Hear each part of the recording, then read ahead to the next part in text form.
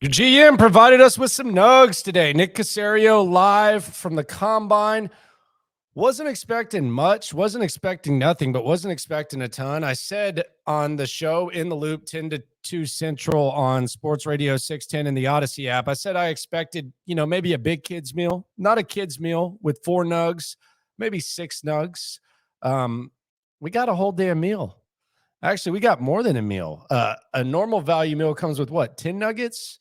We got 12 solid nuggets from Nick Caserio. And let's get into some of the things that he had to say. It is the Locker Room, number one source for Texans daily digital content. I'm your host, Landry Locker. You can hear me Monday through Friday, 10 to 2 on Sports Radio 610, official home of the Texans. Subscribe, like.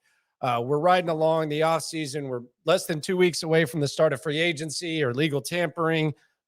Less than 2 months away from the NFL draft. And Nick Caserio had a lot of questions thrown his way, and he had a lot of interesting answers that we will try to diagnose and get to the bottom of. Let's start with the obvious.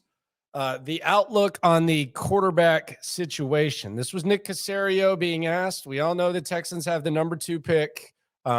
People are trying to figure out, do they like Bryce Young? Do they like the traits? Do they like CJ Stroud? Do they like any of these quarterbacks? Naturally, the first question Nick Caserio was asked by our guy, John McClain, who also joined the show today live from Indianapolis. What do you think about quarterbacks in general? Yeah, we're really looking at the entire kind of team building process. So we've kind of started with our team, kind of had D'Amico and the staff had an opportunity to look at our team. We know we're going to add to this position. We have one player on the roster currently. I'd say it's probably going to be a combination of draft, 2 free agency, could be 2 draft, could be 2, however it goes. So we're going to look at whatever resources we have available to us, try to make the right decision. But really, it's about the total team building process. It's not really about one position. So we're going to be very thoughtful. We're going to take our time and try to make good decisions all throughout the spring. So not committing to saying we need a quarterback, and maybe that's what you expect from Nick Caserio, but he's not committed to that. And I'm starting to actually believe that the possibility of the Texans not taking a quarterback is there. Would I bet on it? Probably not. But I get really, really, I don't want to say uncomfortable because I don't think it's that serious. But when we start talking about just get a quarterback, I'm tired of not having a quarterback. Everyone's tired of not having a quarterback.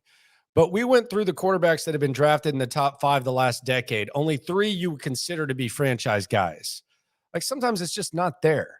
So maybe they're going to be a little more open to it than we would think. There's some interesting things he said about defense that I think deserve our attention. But right off the top, he wanted to emphasize and reemphasize he being Nick Caserio live from the Combine. It is the Locker Room, number one source for daily Texans digital content. I'm Landry Locker.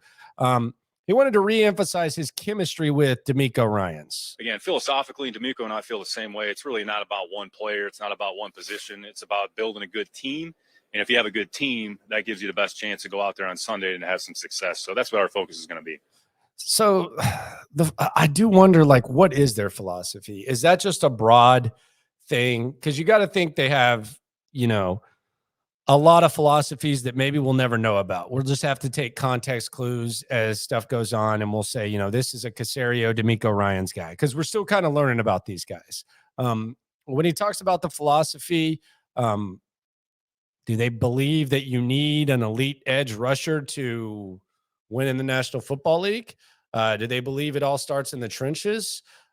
We don't really know what their philosophy is. He says they align philosophically. Whether he's talking about the generic, it's about more than one guy. I think that's something that we're going to learn. But here was Nick Caserio kind of peeling back the curtain, talking about what it's been like working with D'Amico Ryans. And there were some interesting nugs here as we continue to react to the 12 nugs that Nick Caserio provided us with at the NFL Combine. Yeah, no, it's been awesome. He was going back and forth there a little bit. So the first week kind of got a little taxed, but he's been very, very open-minded, very thoughtful.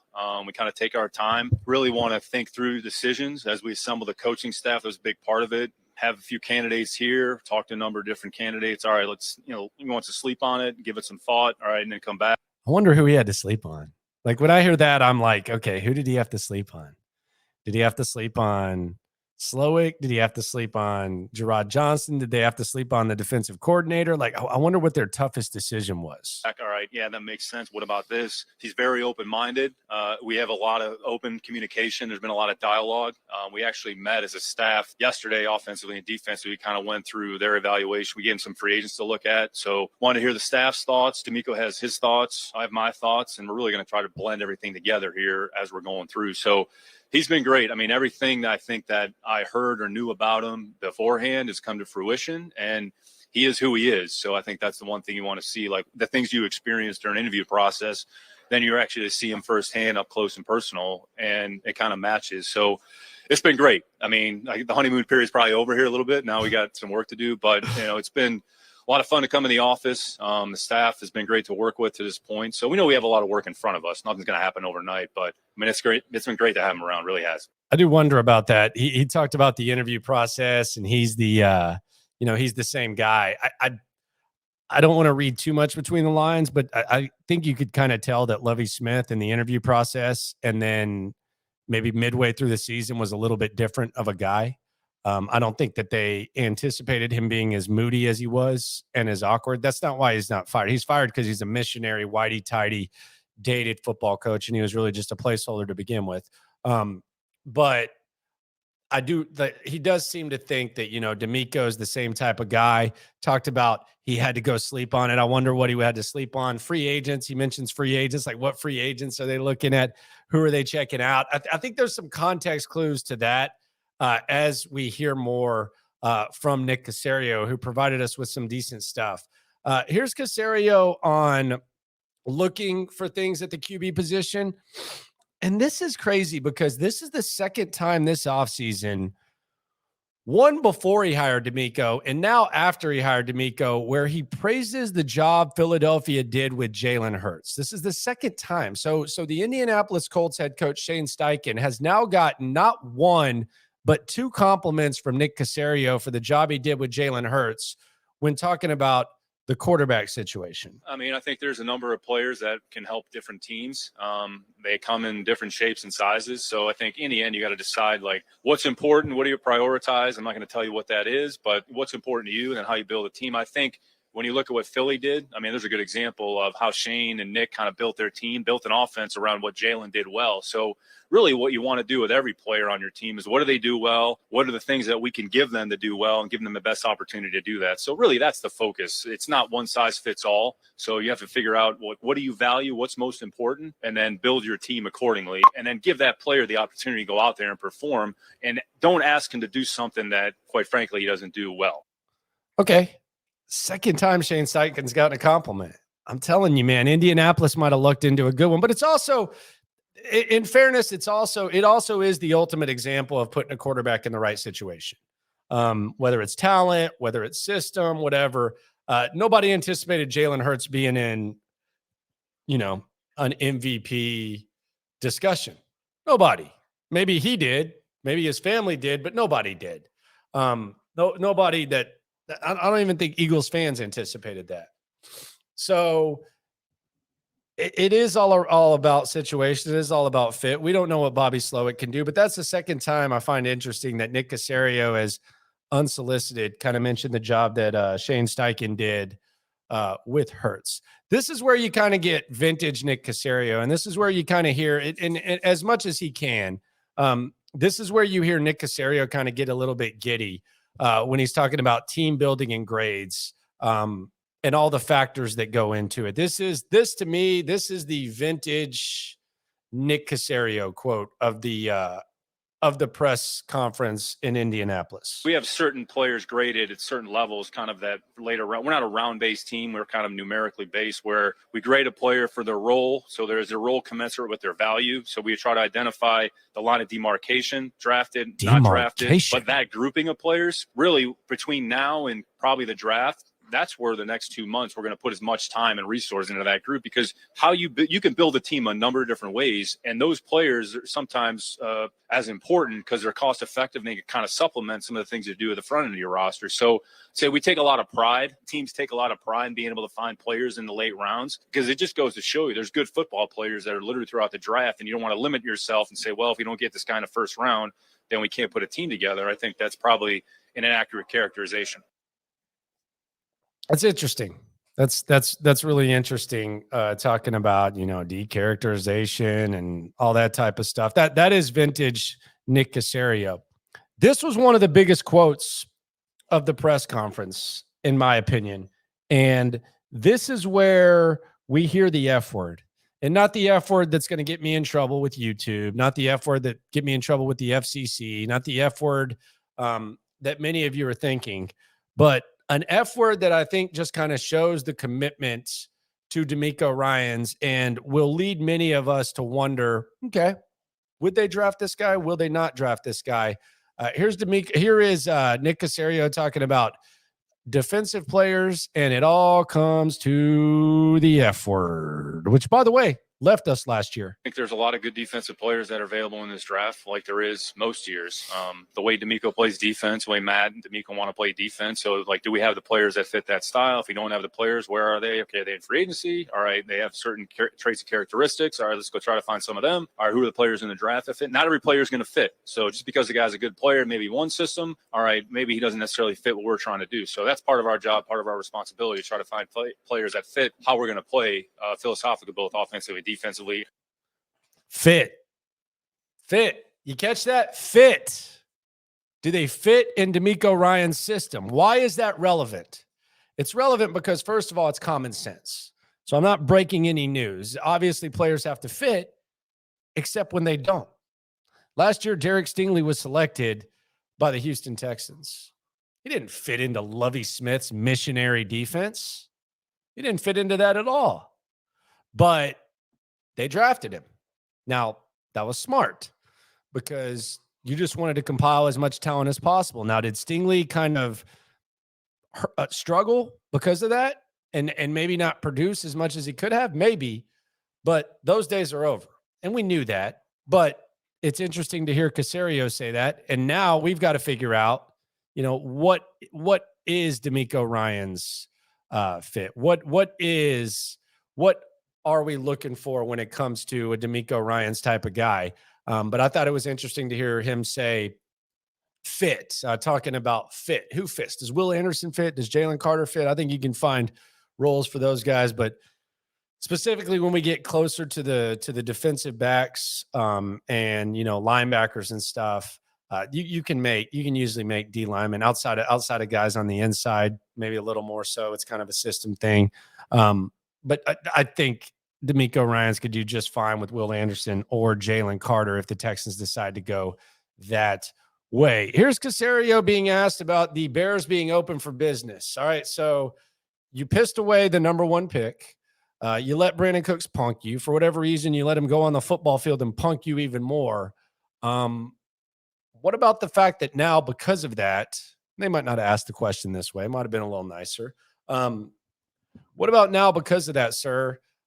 You are basically at the mercy of the Bears. How does that change your mindset? Yeah, I think we're focused on the Texans. We're not necessarily worried about what other teams around us are doing. I mean, you're cognizant of that, but ultimately you have to be prepared to pick wherever you're going to pick, and then be prepared to pick whatever players. So I say most teams, again, not to generalize here, but most teams, wherever they pick, you probably have 3 or 4 guys that you would feel comfortable taking. So if a team is in front of you and you're only talking about one player, well, that's going to leave 2 or 3 other players. So you're either comfortable with that group of players or you're not. So again, you can't really get too caught up in what other teams are doing. Just try to make decisions that you feel are best for your team and your situation.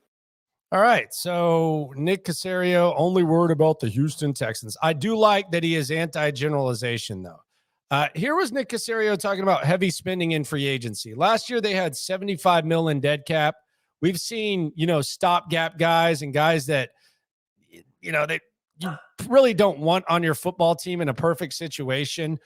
Here is Nick Caserio talking about heavy spending in free agency. There's a cost associated with each player. Sometimes players make it to free agency for a reason. So are you paying premium dollar for good players? What's the cost benefit analysis there? So if that's the right decision for your team and that player is going to make a difference, then we're going to go ahead and do that. If there's other options, then what's the alternative? So Free agency is about what are the alternatives, what's the cost associated with the player, how big of a commitment are you willing to make, what's the role you're going to have. And I would say we're very, let's say specific about role relative to value. So if they match up, great. If there's a mismatch, it's like, spending too much money on a car that you can get cheaper, right? That can do the job just as effective. So this is the time to kind of evaluate the market and kind of see where they fit. I mean, you all have followed the league long enough. I mean, how many times a year or two after free agency, it's the greatest free agent signing ever, and then a year to cutting a player. I mean, so I don't think we want to be in that situation because it's not a good use of resources and capital. I don't think they're going to be heavy spenders in free agency. I think they're going to be wise spenders. I think they're going to pay some guys, but you're not going to see the 90s Dan Snyder or the Jets a few years ago Texans spending. I think they're going to be smart. And quite frankly, I think that's the smart play. It's not being cheap, it's being smart. And he is right. 9 times out of 10, 2 years down the line, you look at who won free agency. Like initially, very rarely does it work out. Very rarely does it work out. Jacksonville's done a nice job the last couple of years, but very rarely does it work out. What about these trades? We're hearing about the Texans trading up. We're hearing about, teams trade. We've seen teams trade back. We've seen Nick Caserio do both. What about these trade charts that we always hear about? And I do think it's amusing that, there's a chart created and all of a sudden everybody's using the same chart. I find it crazy, especially in a league where there's so many different philosophies. This is Nick Caserio kind of breaking down charts, trades, all that type of stuff. We actually kind of have a trade chart simulator where you factor in the points and what's the cost associated with it. I would say it's twofold. Some teams kind of have an analytically driven chart. Okay, here's what that summation of the numbers is. And then you have the old Jimmy chart. So I think most teams are still using the traditional Jimmy chart as a reference point, but each team has their own sort of model. The issue you have is you're trying to do a trade. Their model says one thing, your model says another thing. So we're like speaking two different languages. So how do we find a resolution? So we'll run I think that's a little bit more of an exercise as we get into April. All right, we're positioned here. What would it cost to move up one spot? Okay, we're at 12. What would it cost to move up a few spots? What would it, cost? Move up from 12. I like that kind of party. Cost to move back. So we'll look at all those. I mean, February 28th is probably not the time to do that. And I do wonder, we're wondering, are the Texans going to trade up to 1? What are they going to do with all this extra draft equity? Could we see the Texans get their guy at 2 and then get extra aggressive and try to trade up? I don't know, anywhere from 9 to, 2 to 9 spots to get their guy at inside the top 10. I wouldn't sleep on that. And I thought that was an interesting little drop by Nick Caserio. I'm not saying he tipped anything, but he's talking about trading up from 12, not back. He threw back in, but trading up from 12. Maybe there's 2 guys they really like. Maybe 2 guys in their top 5. One of them falls back. So maybe he's talking about trading up. Keep an eye on that. Keep an eye on how they handle. I think, handling 12 and then having those 2 extra 3s in the second round. That'll be interesting. I thought it was interesting that Caserio kind of, he mentioned trading up from 12. This was one of my biggest takeaways from this, and I think this is one of the reasons to be most excited about DeMeco Ryans. Now, Nick Caserio didn't say it. I just heard it, and I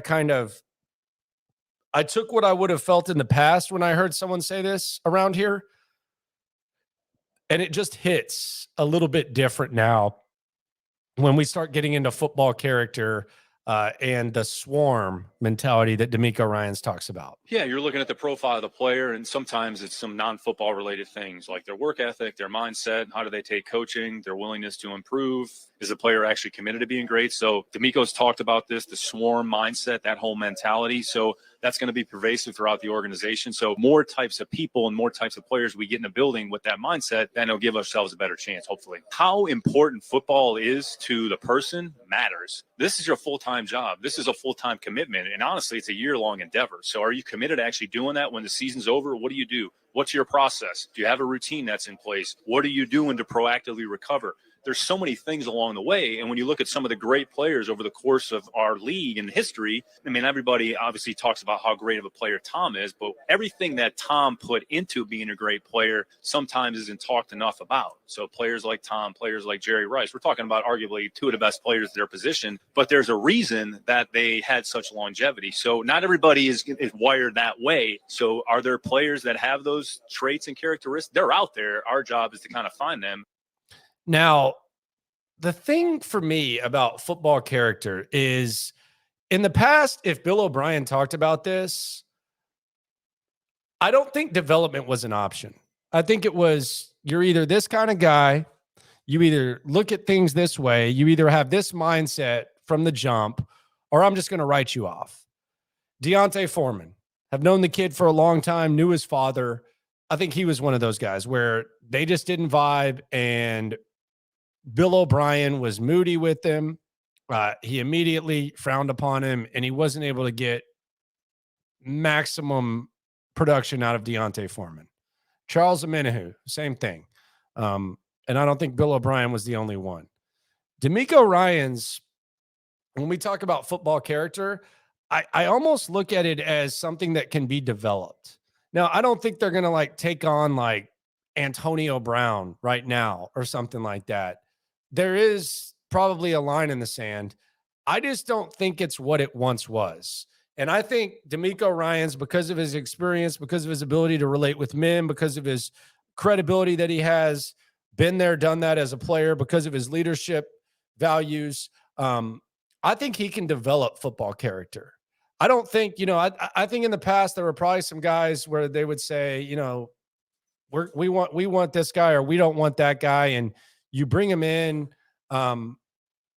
and if Rick Smith drafts Deontay Foreman, Bill O'Brien's immediately like, I hate this guy.